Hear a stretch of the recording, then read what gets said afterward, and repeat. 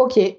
Euh, Bonjour à tous. Donc, je vais aujourd'hui Donc, je m'appelle Anne-Sophie Ami-Petit. Je vais aujourd'hui vous faire le cours sur fertilité, grossesse, contraception après cancer du sein. Je ne sais pas s'il y a que des gynécos qui dans l'audience ou enfin non, il y a au moins une non gynéco. Donc, le plan de la présentation, ce sera le suivant. Donc, déjà, on regardera les données sur l'impact de la grossesse après cancer du sein sur le pronostic. Ensuite, on regardera les données de prévalence de grossesse après cancer du sein. On se posera la question de comment évaluer et documenter l'infertilité après chimiothérapie. On fera une étude des grossesses non planifiées, non désirées.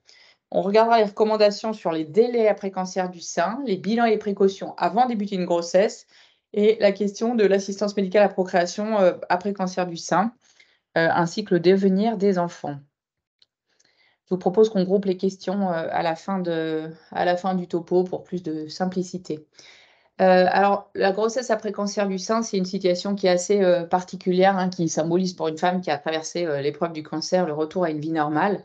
Et pendant longtemps, il y a eu des inquiétudes sur le risque de rechute et la santé de l'enfant à venir. C'est un désir qui était sous-estimé et peu entendu par les soignants, hein. On estimait, qui estimait que la patiente pouvait déjà s'estimer heureuse d'être en vie. Et donc, ces considérations de grossesse après cancer du sein étaient parfois reléguées au second plan.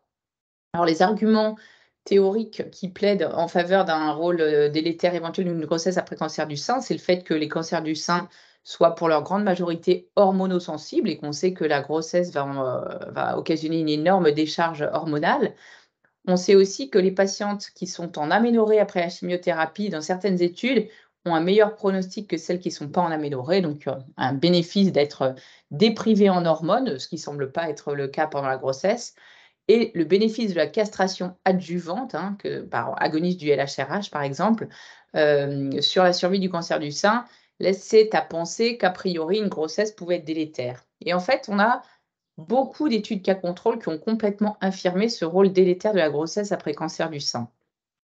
Donc, il y a eu une première méta-analyse de 14 études en 2011. Donc, vous voyez sur cette diapositive-là un forest plot. Donc, quand on est à gauche de la ligne, ça veut dire qu'on a une meilleure survie. Et quand le trait croise la ligne en pointillé, ça veut dire que quand le trait ne croise pas, ça veut dire que cet intervalle de confiance est significatif. Et ce qu'on voit grosso modo, c'est que toutes les études se situent à gauche du trait. Donc ça, c'est en faveur d'un effet carrément protecteur de la grossesse. Non seulement il n'y a pas d'effet délétère, mais il y a un effet protecteur qui est significatif. Alors, donc, dans cette étude, c'était valable à la fois chez les patientes qui avaient un envahissement ganglionnaire ou les patientes qui n'avaient pas d'envahissement ganglionnaire. Et donc, on peut se poser la question soit d'un authentique effet protecteur, soit d'un biais. Donc, qu'est-ce que ce serait ce biais? C'est le biais de le Healthy Mother Effect, qui consiste à dire qu'une femme qui va débuter une grossesse va être une femme qui déjà, n'aura pas rechuté à 2 ou 3 ans de son cancer et probablement sélectionne une population de femmes qui ont plutôt un meilleur pronostic que les autres. Il est évident que si la patiente rechute 4 mois après la fin de sa chimiothérapie, eh ben, elle sera forcément dans le groupe non-grossesse et donc toutes les patientes du groupe non-grossesse contiennent les patientes avec des facteurs de mauvais pronostic. Une autre étude qui a été faite en 2013 puis actualisée en 2018, c'était une étude rétrospective multicentrique où 333 patientes qui avaient une grossesse après cancer du sein ont été appariées avec 874 autres, donc sur tous les autres facteurs, hein, l'âge, l'année de diagnostic, le type de traitement, le statut hormonal et ganglionnaire. Encore une fois, aucune différence en termes de survie sans récidive dans les deux groupes donc c'était valable en survie sans récidive et en survie globale. Et c'était valable quel que soit le statut des récepteurs hormonaux, hein, dans la population ER positif et dans la population ER négatif. Les auteurs ont retrouvé les mêmes résultats sur l'actualisation de 2018, ce qui nous laisse penser que même avec un long suivi, la grossesse n'impacte pas le pronostic. Dans cette étude, l'absence d'impact pronostic négatif était retrouvée quelle que soit l'issue de la grossesse, hein, que ce soit un avortement ou une grossesse menée à terme, et était retrouvée quel que soit le délai entre le diagnostic et le début de la grossesse. Ici, c'est les patientes qui ont débuté leur grossesse plus de 2 ans après le diagnostic et celles qui ont débuté la grossesse moins de 2 ans après le diagnostic. Et ce qu'on voit, c'est qu'on a même, semblerait même avoir un petit effet protecteur des grossesses débutées très très tôt après la grossesse. Alors, les auteurs discutent cela dans l'étude et pour eux, c'est très clairement un biais de l'étude et non pas un authentique effet protecteur d'une grossesse débutée précocement. Ça a été ensuite démontré, donc cette absence d'impact pronostic négatif de la grossesse, il a été démontré dans différents sous-groupes. Donc dans cette étude en 2018, les auteurs ont repris les données des essais néo-alto et alto. Pas de différence entre les patientes qui ont une grossesse et les autres. Et puis il y a une très, très grosse méta-analyse, enfin non, c'est pas une méta-analyse, pardon, c'est une étude, multicentrique sur les cancers du sein chez les femmes qui étaient porteuses d'une mutation BRCA et parmi lesquelles 195 avaient eu une grossesse et après un suivi médian de 8 ans, aucune différence de survie globale ou survie sans récidive chez les patientes qui ont eu une grossesse ou qui n'ont pas eu de grossesse. Dernière étude, une étude sur des registres écossais, donc des patientes qui avaient été suivies pendant c'était une étude sur une trentaine d'années, 5000 patientes, 290 qui ont eu une grossesse, effet protecteur de la grossesse sur la survie. Et alors, cette fois-ci, on retrouve des facteurs qu'on trouvait pas, enfin, qui n'avaient pas été étudiés précédemment. Cet effet protecteur, il est retrouvé chez les nullipares, les patientes qui n'avaient pas eu de grossesse avant le diagnostic. Et on remarque que plus les femmes étaient jeunes, plus l'effet de la grossesse sur la survie était protecteur. Et c'était surtout valable chez les grossesses qui étaient survenues dans les 5 ans qui suivaient le diagnostic. Donc en pratique, pour le premier point qui était impact pronostic de la grossesse, il n'y a pas d'impact délétère démontré d'une grossesse après cancer du sein, donc ça n'augmente pas le risque de rechute de cancer du sein ni de mortalité. Alors la deuxième question qu'on peut se poser, c'est est-ce qu'il est fréquent d'avoir une grossesse après cancer du sein? Pour répondre, une grosse méta-analyse en 2021, 39 études, 8 millions de femmes indemnes, 7000 femmes avec une grossesse après cancer du sein. Les auteurs retrouvent une diminution de 60% de la probabilité de grossesse après cancer du sein, donc avec un odds ratio à 0,40.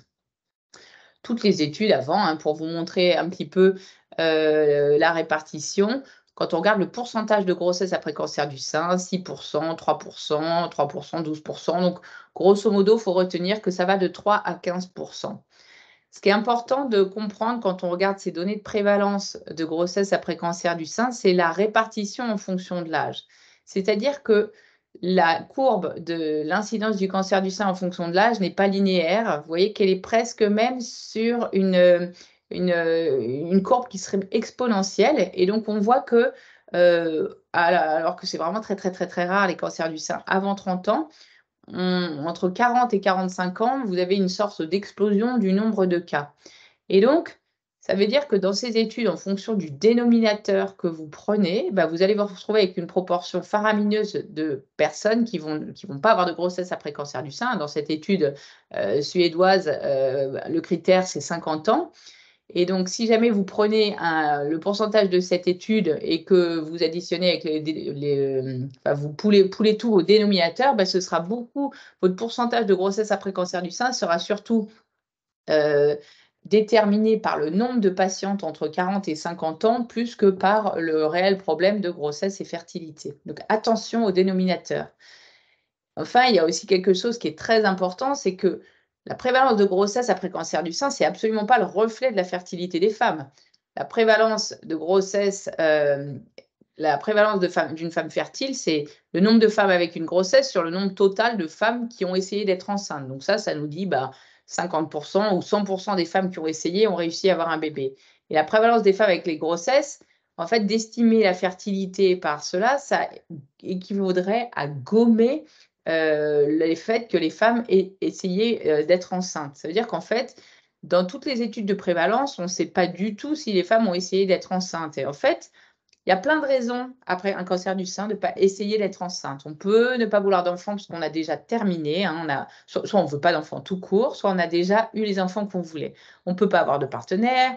On peut être sous traitement qui contre-indiquerait une grossesse. Donc ça, c'est le cas du trastuzumab, des traitements hormonaux par tamoxifène. On peut avoir peur par rapport au fait de devenir mère. Donc peur que ça fasse refuter, peur de laisser un enfant orphelin. Et pendant très longtemps, et encore maintenant dans certains endroits, ça a été déconseillé par l'équipe oncologique. Et puis, on a plein de raisons aussi de ne pas réussir à être enceinte. On peut avoir une libido en berne, on peut avoir des troubles sexuels, il peut y avoir une infertilité qui préexistait au cancer. Donc, en fait, la patiente ne réussira pas à avoir l'enfant, mais elle était peut-être déjà infertile avant. On a vu avec la courbe de l'incidence du cancer du sein qu'on se trouve vraiment à une période de la vie reproductive qui est défavorable. Et puis, parmi les raisons pour ne pas réussir à être enceinte, il y a aussi la possible infertilité qui pourrait être induite par les traitements. On va y revenir après. Alors, est-ce que ces femmes sont réellement infertiles après chimiothérapie? Ben, ce qu'on sait maintenant, c'est que ça a été démontré dans plusieurs études dans le cadre du cancer du sein, c'est que l'AMH, elle s'effondre après, enfin, pendant et après la chimiothérapie. Donc, sur toutes les études, vous voyez là, les patients sous chimiothérapie, les points d'AMH chutent. Et puis, c'est le cas pour ces box plots ici, et puis c'est le cas aussi dans cette troisième étude. Ce qu'on voit dans les trois études aussi, c'est qu'on a l'impression que ça remonte un tout petit peu avec le temps. Mais on ne retrouve pas les valeurs du début de la chimiothérapie. Or, ce qu'on sait très bien, c'est qu'il y a eu de nombreuses grossesses après cancer du sein qui ont été décrites avec des AMH basses ou indétectables. Donc, ça veut dire qu'en fait, ce n'est pas vraiment le marqueur magique qu'on attend qui va vous chiffrer la fertilité, la réserve ovarienne du femme et vous dire si elle peut être ou non, si elle peut avoir une grossesse spontanée.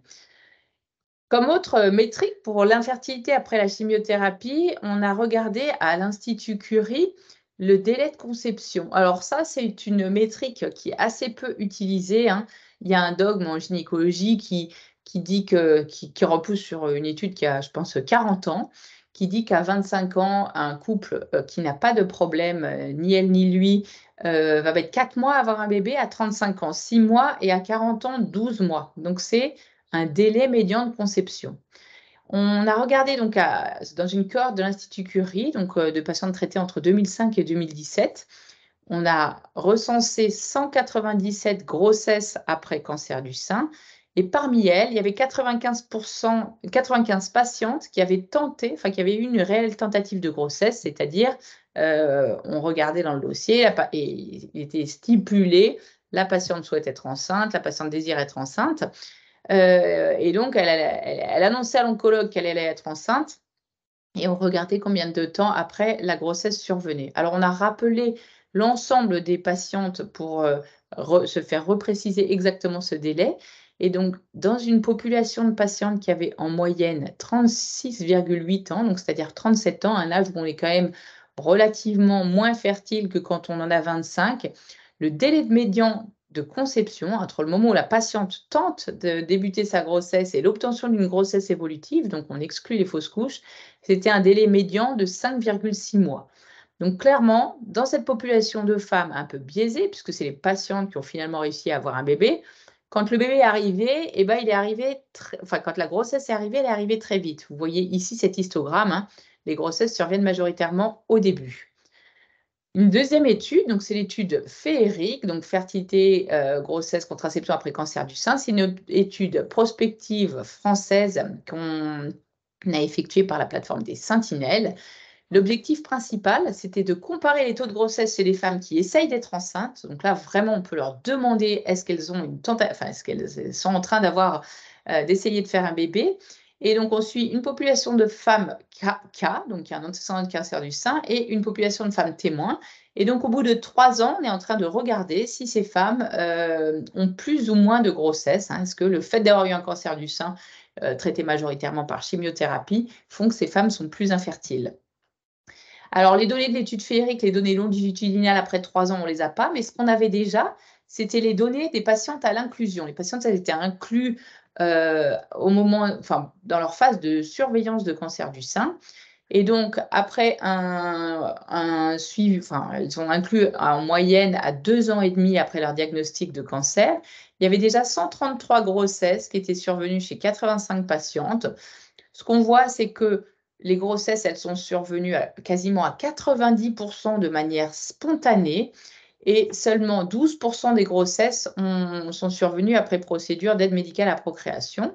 Et avec un âge médian de 34 ans au début de la grossesse, parmi les 113 grossesses désirées, on retrouve également un délai médian de conception qui est extrêmement court, hein. C'est tous les points bleus que vous voyez là en début de courbe, en début d'histogramme. Et donc, on voit que le délai médian de conception, il semble relativement faible.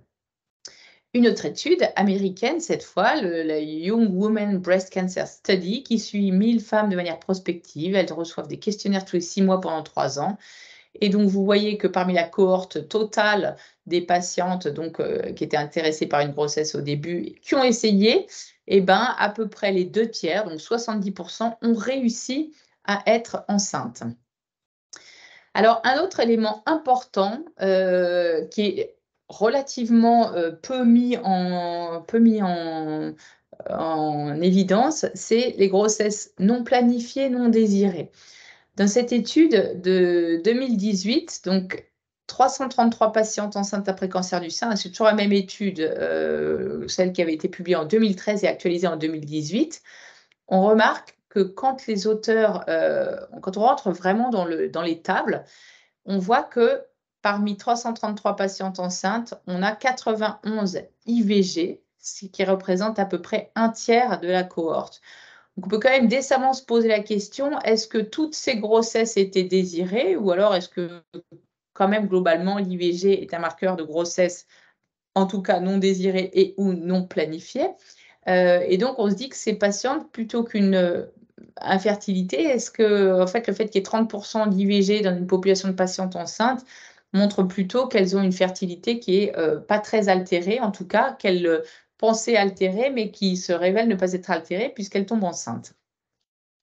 Les mêmes données sur les grossesses non planifiées, non désirées.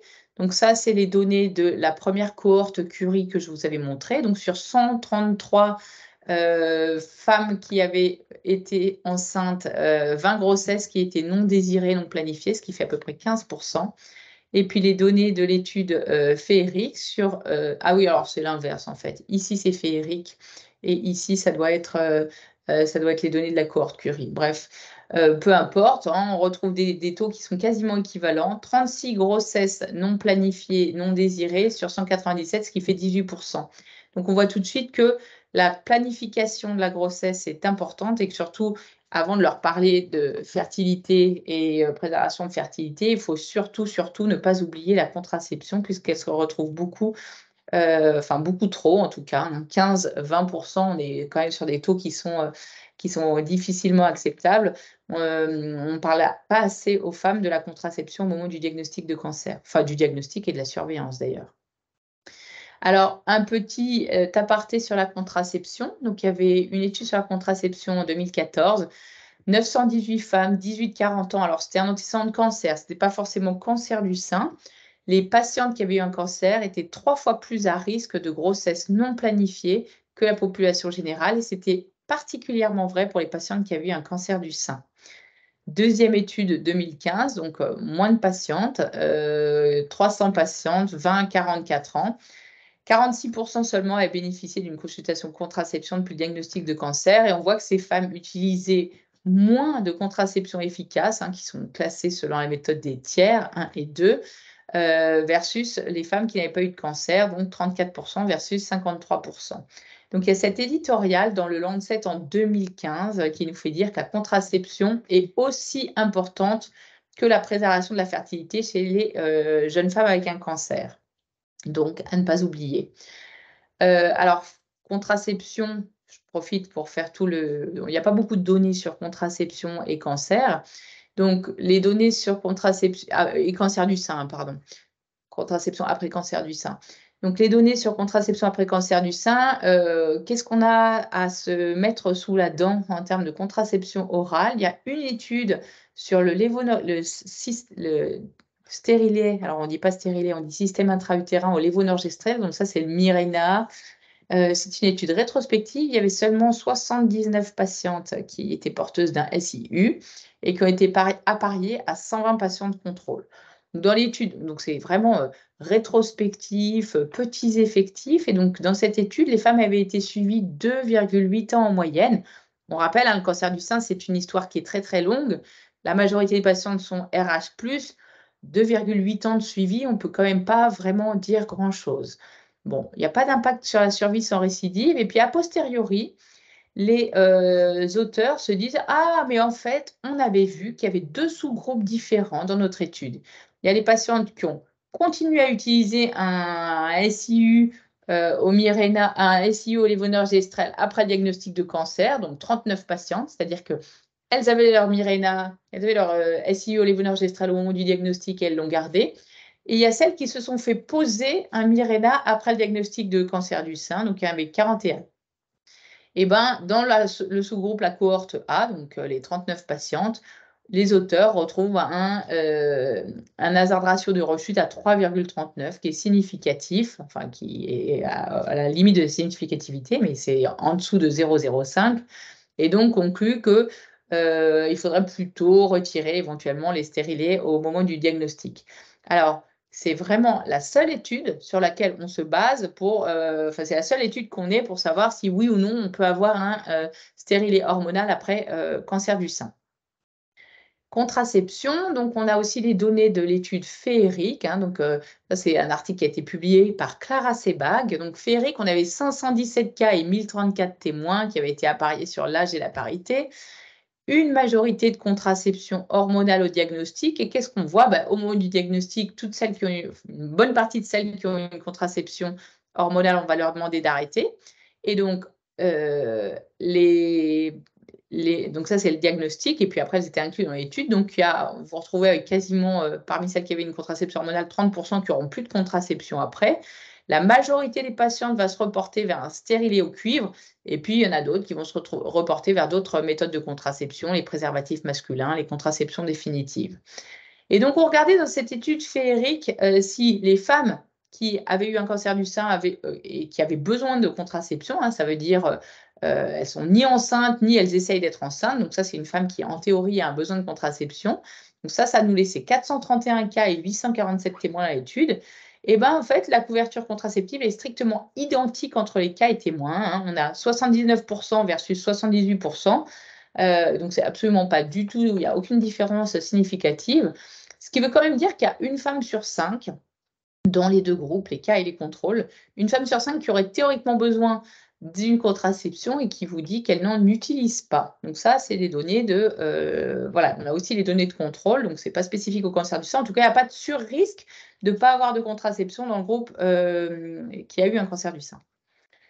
Quid de la contraception définitive? Eh ben, encore une fois, dans l'étude Féeric, on voyait qu'il y avait une toute petite proportion. Il y avait à peu près 5% des patientes qui avaient utilisé une méthode de contraception définitive. Alors, à l'époque, on pouvait poser des implants tubaires Essure. Il y a aussi les ligatures de trompe et puis la vasectomie. Eh ben, on voit que cette contraception, elle repose encore en majorité sur les contraceptions féminines définitives. C'était encore un petit peu plus marqué chez les patientes que chez les contrôles. Donc vraiment, même après un cancer du sein, c'est quelque chose qui repose beaucoup, beaucoup sur les femmes qui ont déjà eu quand même un certain nombre de traitements, mais qui ne vont pas hésiter éventuellement à aller avoir une ligature de trompe. Donc ça, c'est important vous gardez ça en tête. Le nombre de vasectomies il est en train vraiment d'augmenter de manière très, très significative. Les cultures changent et on partage aujourd'hui beaucoup mieux la charge contraceptive. Donc, n'oubliez pas de parler aux patientes qui ont terminé leur projet parental et qui le souhaiteraient. N'oubliez pas de leur parler de la vasectomie. Pour leur partenaire, évidemment, pas pour elles. SIU au lévonorgestrel après cancer du sein, est-ce qu'on peut, oui ou non? Donc, review Cochrane de 4 essais randomisés. Alors, c'était des essais randomisés qui avaient pour objectif principal la protection de l'endomètre. Ils n'étaient pas du tout dessinés pour regarder la survie. Donc, sur leur objectif principal, ils montraient moins de polypes, moins d'hyperplasie et ils retrouvaient pas plus de rechute de cancer du sein. Ce qui laisse les experts recommander. Le SIU au lévonorgestrel est possible chez les patients sous tamoxifène. Alors attention, c'est vraiment on peut essayer quand même les options non hormonales avant, puisqu'on n'a quand même vraiment pas beaucoup de données, comme vous l'avez vu. Mais en tout cas, les auteurs concluent que malgré le peu de données actuellement disponibles, ça peut être considéré chez les patients sous tamoxifène. Et donc ça, c'est des recommandations qui sont endossées par plusieurs sociétés savantes. En pratique, contraception après cancer du sein, donc les contraceptions hormonales, plutôt non. Les méthodes classiques recommandées, c'est plutôt le stérilet au cuivre et les méthodes locales. On peut proposer un stérilet hormonal s'il n'y a pas d'autre option, mais on aurait besoin de plus de données. Et il faut également penser à proposer les contraceptions définitives. Alors, est-ce qu'on recommande un délai après cancer du sein? Classiquement, on dit 2 à 3 ans après la fin des traitements. Et ça, c'est lié en fait à la tête de ces courbes de rechute, où on voit un taux de rechute plus important les 2 premières années. Et c'est encore plus marqué chez les femmes jeunes, hein. Vous voyez là le taux de rechute chez les patientes de moins de 40 ans. On a vraiment une pente qui s'effondre les deux premières années, c'est même un petit peu avant. Et puis après, on obtient ce plateau. Mais donc, du coup, classiquement, on propose aux patientes 2 à 3 ans après la fin des traitements. Ceci dit, on a vu tout à l'heure que les délais les grossesses qui survenaient dans les 2 ans qui suivaient le diagnostic n'avaient pas un impact pronostic péjoratif. Alors, les recommandations, elles varient un peu. Donc, vous avez vu la tête des courbes. Il y a le collège des obstétriciens et gynécos anglais qui recommande au moins 2 ans ou bien après 5 ans d'hormonothérapie. Les recommandations de l'ESMO qui recommandent d'attendre la fin des traitements, qui ne préconisent pas de délai, mais préconisent au moins 18 mois d'hormonothérapie. Et donc, qui préconisait à l'époque de rejoindre l'étude positive dont on va parler. L'étude positive, c'est une grande étude qui a été publiée dans le New England le mois dernier, qui visait à évaluer la sécurité de l'interruption temporaire d'hormonothérapie. C'est une étude de phase 2, 512 femmes, moins de 42 ans. Et donc, on proposait aux femmes d'arrêter leur hormonothérapie une fois qu'elles avaient pris 18 à 30 mois d'hormonothérapie, d'observer une période de wash-out de 3 mois, hein, puisqu'on sait que le tamoxifène peut être tératogène, donc le temps que le tamoxifène s'élimine, et puis d'essayer de concevoir, donc pour une durée maximum de 2 ans, et puis recommencer leur hormonothérapie pour la durée qui était déterminée, qui pouvait être 5 à 10 ans, et ensuite ces femmes étaient suivies. Alors, dans l'étude positive, donc 37 ans de moyenne d'âge, un temps médian depuis le diagnostic de cancer du sein de 29 mois, il y a les 3/4 des patientes qui ont eu au moins une grossesse. Donc, positive, forcément, ça incluait des femmes qui étaient incluses aussi sur le fait qu'elles allaient vouloir une grossesse. On n'interrompt pas son hormonothérapie comme ça juste pour voir, c'était vraiment dans un désir de grossesse. Donc, les 3/4 ont réussi. Les 2/3 ont eu au moins une grossesse vivante, donc il y a eu 365 bébés et 44 événements sont survenus. Et donc, les auteurs comparent, c'était une étude qui était monobras, les auteurs comparent ce monobras à un monobras d'une étude qui a les mêmes critères d'inclusion et on ne retrouve pas de surrisque de récidive chez les patientes qui ont interrompu de manière prématurée leur hormonothérapie. Alors, bilan avant grossesse, on ne sait pas bien, il n'y a pas de recommandation officielle sur le bilan qu'il faut faire avant une grossesse. En pratique, bien sûr que ouh là là, excusez-moi, j'ai plus de batterie. En pratique, bien sûr, on fera un examen clinique, une mammo-écho-mammaire, plus ou moins une IRM d'ailleurs, un bilan biologique complet qui inclut un CA15-3, un ACE. Il faut savoir que le CA15-3, il peut monter pendant la grossesse. Et puis, à minima, un scanner ou un PET scan. Et puis, si votre patiente, enfin, si la patiente a eu des anthracyclines ou un traitement potentiellement cardiotoxique, une échographie cardiaque. Les précautions à prendre. Alors, depuis l'année dernière, malheureusement, la NSM préconise 9 mois de wash-out de tamoxifène, c'est-à-dire que les patientes sont censées arrêter leur hormonothérapie et puis attendre 9 mois avant de tenter de concevoir, ce qui fait quand même une couverture, enfin une fenêtre sans couverture d'hormonothérapie qui est assez longue. Et donc, on commence à développer les stratégies de switch pour un agoniste du LHRH avec un inhibiteur de l'aromatase pour que ces patients qui ne nécessitent pas de période de wash-out avant de commencer à concevoir, Et donc, les patientes se voient de plus en plus proposer des switches agonistes IA. Alors, assistance médicale à la procréation après cancer du sein, est-ce que c'est une situation qui est fréquente? Pendant très, très longtemps, on n'a eu que une étude de 2015 qui avait été publiée sur 25 patients et qui était une étude multicentrique qui avait regroupé 5 centres qui colligeaient tous les patientes qui avaient une AMP après cancer du sein.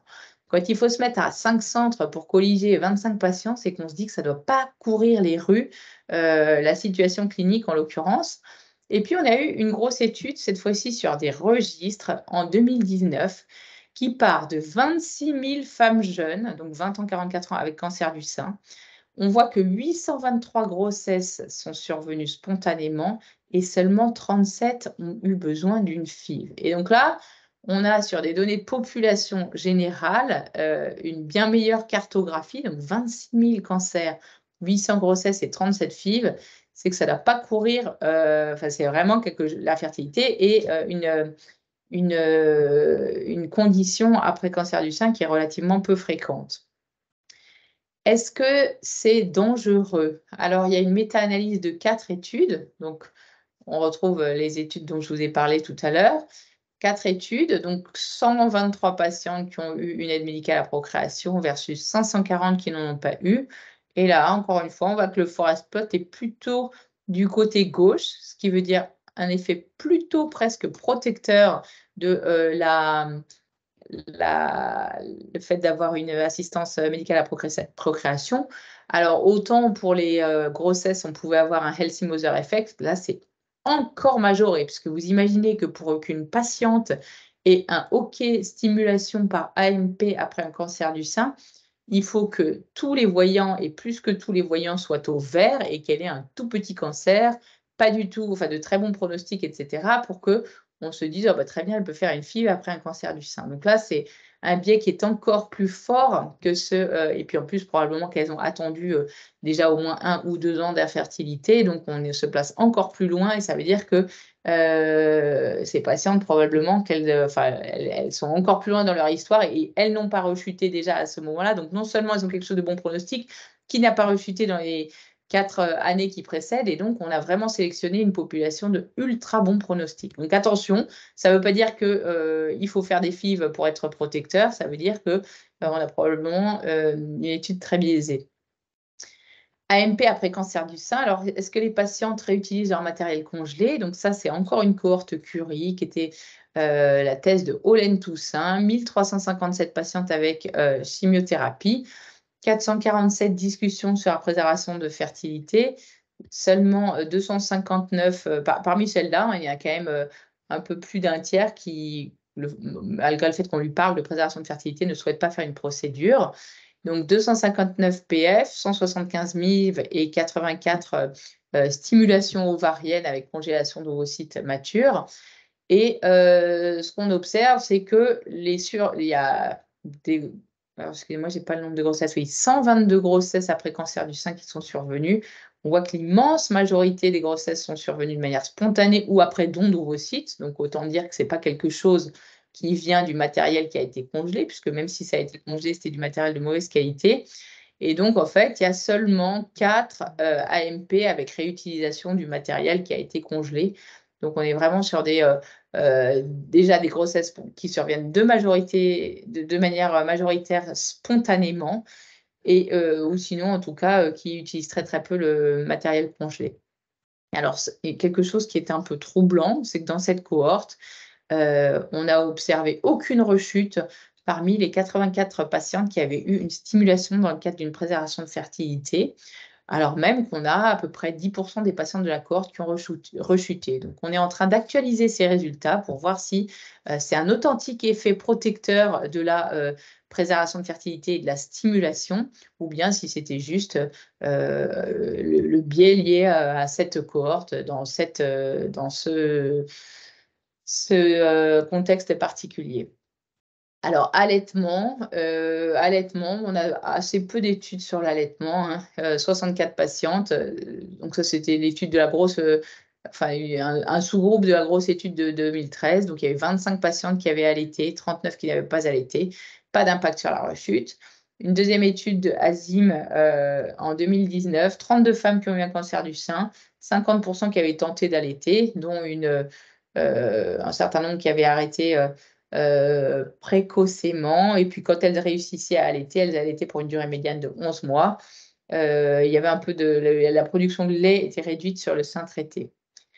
Comment vont les enfants nés de femmes qui ont eu un cancer du sein? La méta-analyse de Lambertini, on voit que les femmes qui ont eu un cancer du sein ont qui avaient une probabilité réduite d'avoir un bébé, ont des devenirs de bébés qui ne sont pas vraiment, qui sont pas alarmants. Donc, il y avait pas plus d'avortements spontanés ou induits, pas plus de prééclampsie, un petit peu plus de césarienne, un petit peu plus de petits poids de naissance et de bébés prématurés, mais pas de signal sur les anomalies congénitales et malformations.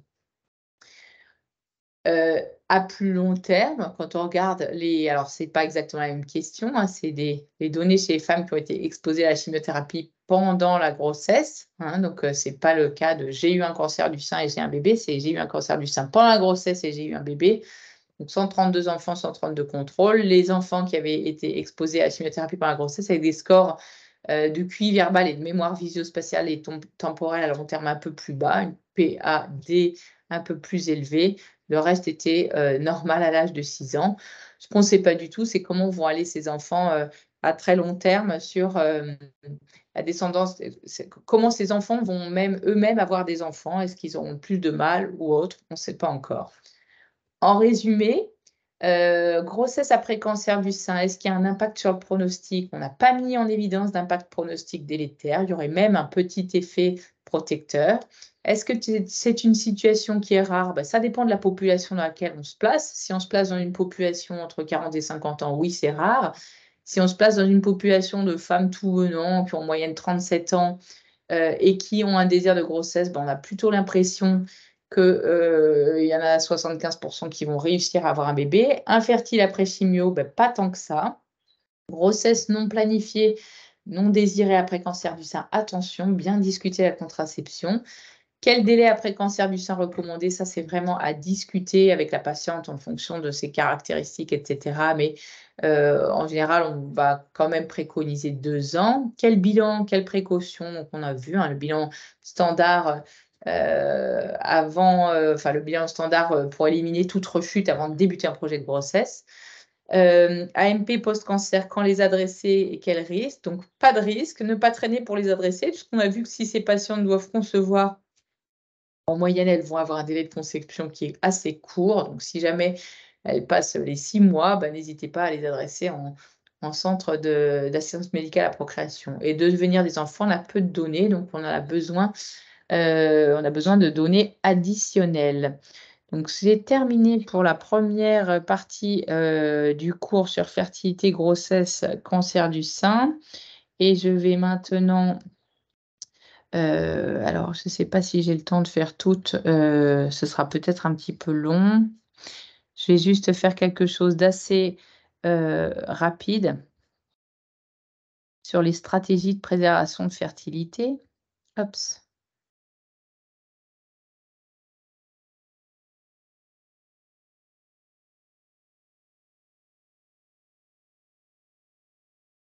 Alors, stratégie de préservation de fertilité.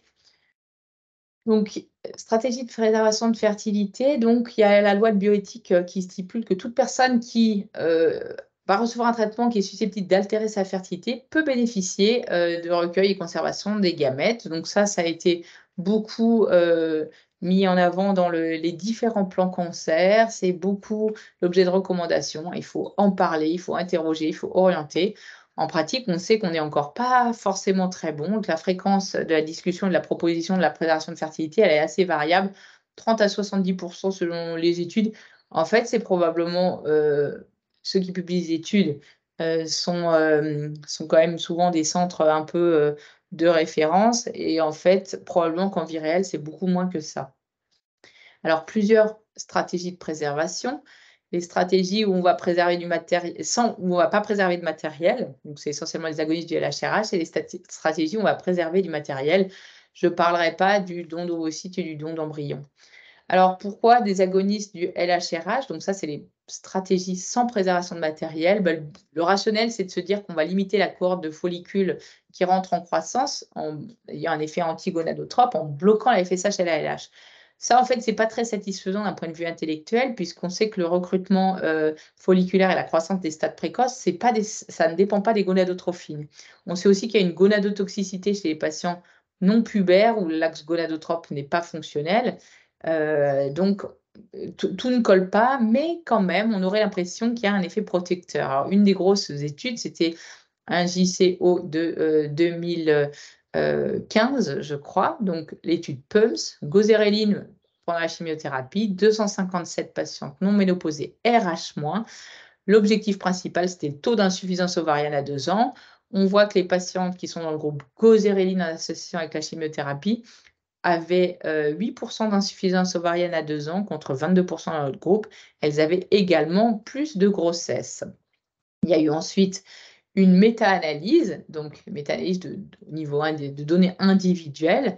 Donc les auteurs ont pris les données de 5 essais contrôlés randomisés qui avaient posé cette question agoniste de LHRH pour la chimiothérapie, ce qui faisait un total de 873 patients.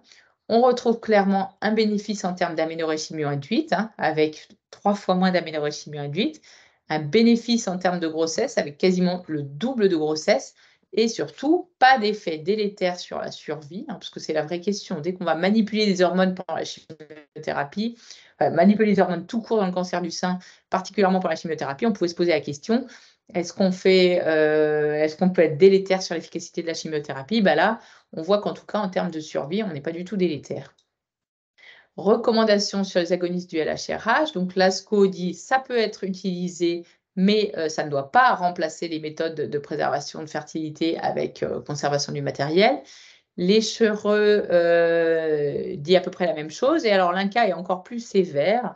L'INCA dit que les agonistes ne peuvent pas être recommandés en tant que méthode de préservation de fertilité et qu'il n'existe pas de données pour recommander les agonistes pour la réserve ovarienne, pour préserver la réserve ovarienne et améliorer les chances de grossesse spontanée.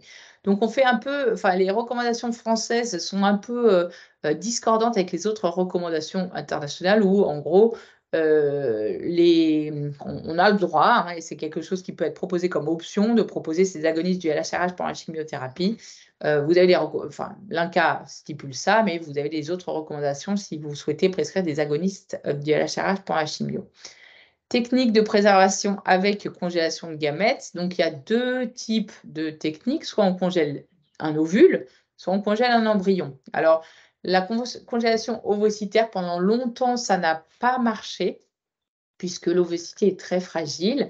Et depuis 2011, on utilise la vitrification, ce qui fait qu'on a quasiment rejoint les taux de succès des congélations d'embryons. Ça marche maintenant quasiment aussi bien. La congélation ovocitaire a un avantage majeur qui est qu'elle préserve la fertilité de la femme et pas la fertilité du couple. La préservation d'embryon, elle nécessite un partenaire et donc elle va lier une patiente avec son partenaire, ce que toujours, on ne sait pas de quoi sera fait l'avenir au moment où une femme a un diagnostic de cancer du sein, donc on préfère toujours avoir des ovules, avoir en tout cas une partie avec des ovules seuls, et non pas avoir préservé toute la fertilité avec des embryons. Alors, la stimulation ovarienne en pratique, qu'est-ce que c'est? Excusez-moi.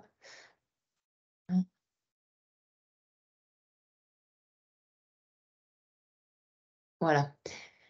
La technique, c'est ni plus ni moins que réaliser une FIV avant un traitement de cancer du sein. Donc ici, vous avez une cohorte de follicules. La patiente va réaliser des injections hormonales de FSH et LH recombinantes.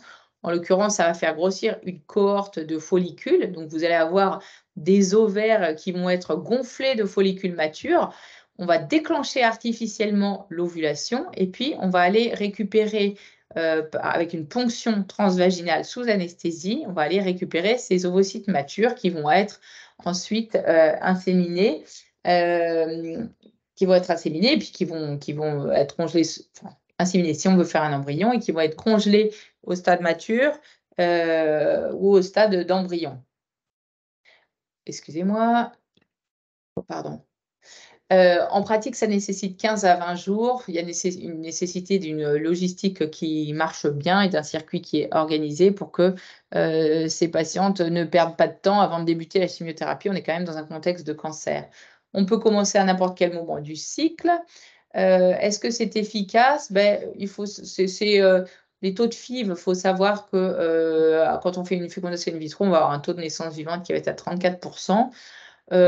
En préservation, fertilité, vous allez avoir à peu près pour 16 ovocytes que vous allez récupérer. Il faut 16 ovocytes pour avoir une grossesse. Il y a 5 à 7% de grossesse par ovocyte. En oncofertilité, on sait qu'on en récupère environ 11. Voilà. Est-ce qu'il y a un impact sur les délais? Pas de différence sur les délais. Le fait, il y a plusieurs publications qui retrouvaient que le fait de faire cette préservation n'allait pas décaler le début de la chimiothérapie. Est-ce que c'est quelque chose, j'ai passé un peu vite parce qu'on doit terminer rapidement, est-ce que c'est quelque chose qui est d'un point de vue de sécurité, est acceptable de faire une stimulation ovarienne? Eh ben, on a la réponse depuis l'année dernière, donc une méta-analyse 2022 qui a pris 15 études. Vous regardez tous les forest plots. Donc, il y avait 11 études qui regardaient la stimulation ovarienne pour une préservation de fertilité et 4 études qui regardaient l'assistance médicale à la procréation. On voit que les études, tous les points sont sur la gauche. Donc, on a l'impression qu'il y aurait un impact protecteur de la préservation de fertilité effectuée avant chimiothérapie. Donc, diminution du risque de récidive. Les auteurs voyaient même cela en cas de stimulation dans un contexte de chimiothérapie néoadjuvante. Donc ça, on l'a déjà vu dans le cours précédent. Il y a des questions qui sont pas encore, auxquelles on n'a pas encore répondu. Est-ce qu'on a le droit? Est-ce que d'un point de vue de sécurité, c'est acceptable de stimuler une patiente en situation néoadjuvante quand la tumeur est en place?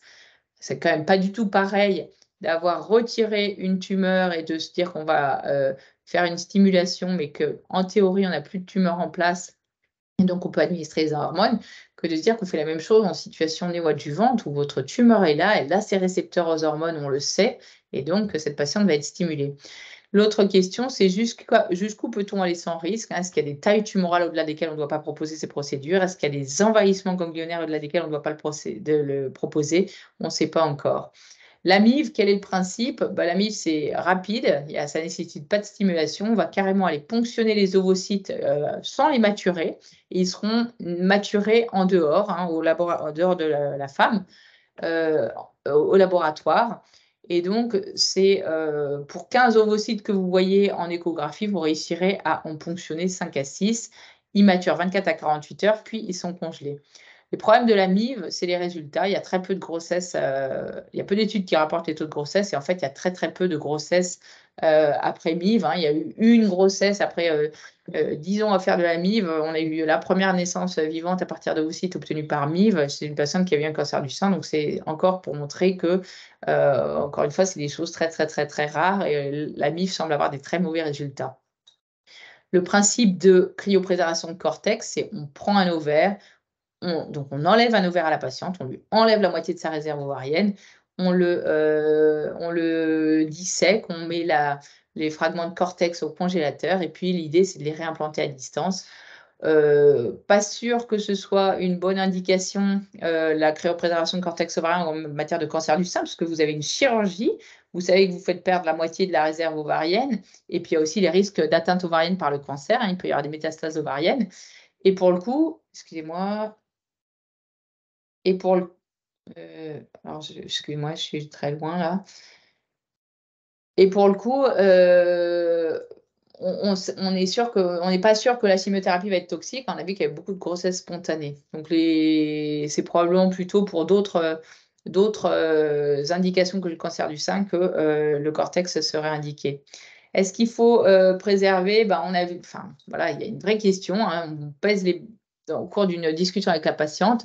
Les résultats de préservation de la fertilité sont très incertains. La sécurité oncologique est encore sous-documentée. Maintenant, ça commence quand même à être mieux documenté. Et puis, le problème, c'est que les femmes pour lesquelles on serait intéressé sont les femmes de plus de 37 ans qui sont en fait des mauvaises candidates pour les gens qui font la préservation de fertilité puisqu'elles ne vont pas très bien répondre aux stimulations. Et puis, les arguments pour ne pas préserver, c'est qu'on ne sait pas bien si la chimiothérapie va être toxique, on ne sait pas quantifier comment elle va être toxique, et puis qu'on sait que ça peut aussi être réversible. Donc, on est avec cette espèce de paradoxe qui est que les patientes pour qui l'atteinte gonadique semble le plus délétère, là, 37 ans, qui va avoir de la chimiothérapie et qui va devoir attendre 3 ans le bébé, eh ben, sont celles qui ne vont pas pouvoir bénéficier de préservation puisque les préserveurs vont parfois les récuser. Alors, est-ce qu'il faut préserver? Préserver, je ne sais pas, mais informer, c'est sûr, c'est un sujet d'intérêt majeur pour les femmes. Il faut en discuter de manière loyale et éclairée, en partageant les zones d'ombre.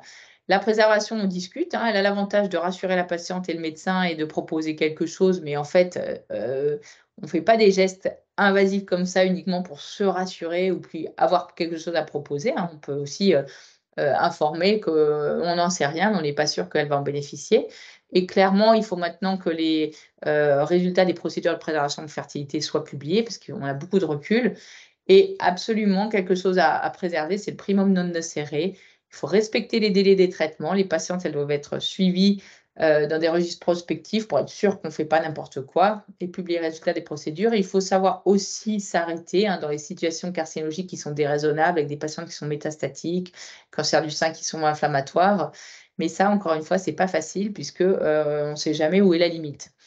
En conclusion, donc, les progrès en 2023, c'est que la préservation est théoriquement intégrée en routine. Toutes les patientes avant traitement doivent être informées de l'impact de la chimiothérapie sur la fonction ovarienne et doivent être adressées en consultation d'oncofertilité si elles le souhaitent. Il ne faut pas survendre la préservation qui doit d'ailleurs colliger davantage de données sur les résultats et la sécurité. Il ne faut pas sous-estimer la fertilité spontanée et il ne faut surtout pas allonger les délais de traitement et ces patientes doivent être adressées précocement en parallèle du circuit oncologique. Et il faut savoir rester raisonnable dans les indications. Je crois que j'ai fini dans les temps et je vous remercie pour votre attention et je suis à votre disposition si vous avez des questions.